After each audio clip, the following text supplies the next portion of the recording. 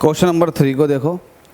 3 भी आपके सामने है और बड़ा इजी है। 3 भी बहुत इजी है। यहाँ पर इसका कलर लिख देता हूँ 3 भाई। 3 ठीक से दिख नहीं रहा होगा आपको। लो अब क्लियर है। जरा इस क्वेश्चन को लगा दो।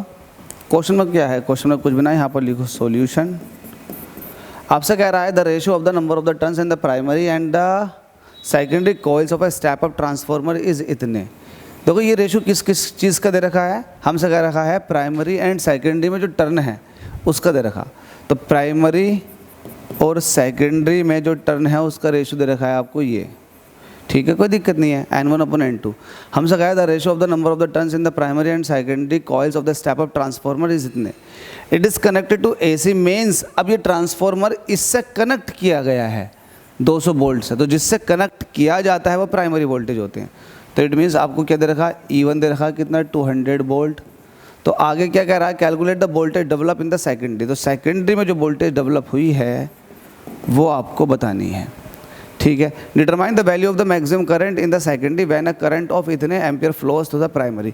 हमसे कह रहा है आपको अगर प्राइमरी के अंदर मतलब आपके पास है I1, अगर प्राइमरी के अंदर 2 एम्पियर करंट है तो आपको सेकेंडरी में भी करंट बतानी है। इसका मतलब आपको ये लेके जानना पड़ेगा या फिर लेना पड़ेगा कि ट्रांसफार्मर आइडियल है। अगर आपके पास आइडियल ट्रांसफार्मर है तभी आप ट्रांसफॉर्मेशन रेशियो वाला फॉर्मूला यूज़ करते हैं। ठीक है, ध्यान रखना है इस चीज़ को। खैर अभी पहला वाला पार्ट सॉल्व करो। तो यहाँ पर आप एक चीज़ जानते हैं क्या?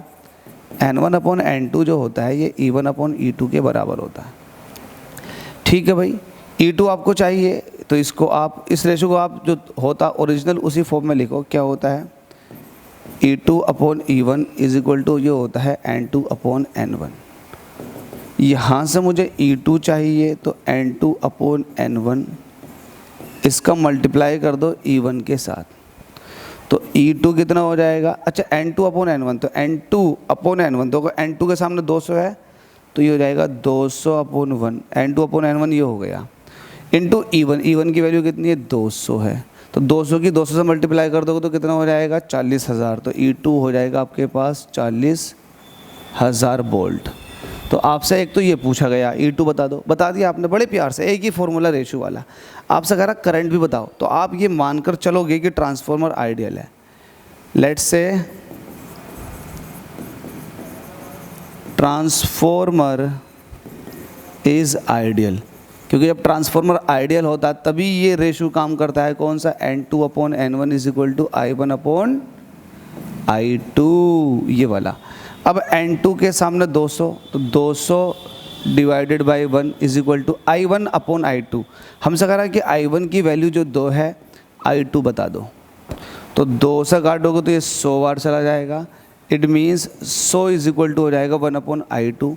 I2 को यहाँ भेज दो, ये हो जाएगा 0.01। मतलब 1/100 का मतलब 0.01 तो होता एम्पियर। तो ये मैक्सिमम करंट निकल कर जाएगी सेकेंडरी कॉइल के अंदर। ठीक है, तो इतना सिंपल से क्वेश्चन है यार। लेकिन देखो मज़ा आ रहा होगा, ऐसे क्वेश्चन लगाने में मज़ा आता है। अगर ट्रांसफार्मर का क्वेश्चन आ जाए तो सबसे पहले आप भगवान से दुआ करना कि तेरा शुक्र है कि ट्रांसफार्मर का क्वेश्चन आ गया। धन्य हूँ मैं, धन्य। क्यों? क्योंकि फ्री के नंबर मिल रहे हैं आपको यहाँ से। इन न्यूमेरिकल्स पर फ्री के नंबर मिलते हैं क्योंकि सब कुछ आपसे आया हुआ होता है। Thank you. अगला क्वेश्चन करते हैं।